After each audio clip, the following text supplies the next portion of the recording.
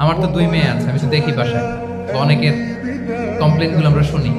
আমাদের এখনকার বাচ্চাদেরকে ভেজিটেবলস দিলে খায় না, মাছ দিলে খায় না, অর্গানিক ভালো ভালো খাবার দিলে শাকসবজি খায় না। কি খাবে জানেন? সসেস খায়, সসেস, হট ডগ খায়। হ্যাঁ, ওই যে আপনি অর্ডার দিয়ে বার্গার এনে দিবেন, পিৎজা এনে দিবেন, ওইটা খাবে।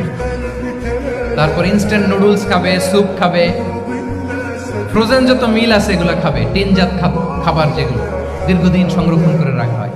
তো বলেন, আজ থেকে 30 বছর আগে আমাদের বড়রা কিংবা আমাদের শিশুরা, আমরা কেউ কি এই খাবার খেয়েছি? বলেন তো, আওয়াজ করেন, খেয়েছি কেউ? Entire system. কেন আমরা ইসলামিক লাইফস্টাইল নিয়ে কথা বলছি এখন? কারণ আমাদের পুরো সিস্টেমটাই, আমাদের পুরো ফিতরাতটাই পুরো চেঞ্জ করে দিয়েছে।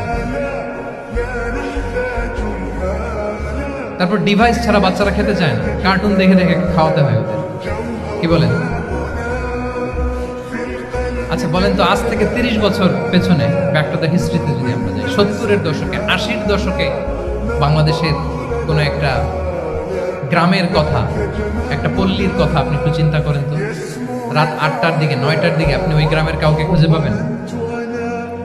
70-এর দশকে, 80-র দশকে একটা গ্রামের, একটা গ্রামীণ একটা পরিবেশের কথা যদি চিন্তা করেন, রাত 8টায় সবার কি অবস্থা বলেন তো? আপনি তো ঘুম খুঁজে পান না, আপনার তো ইনসমনিয়া।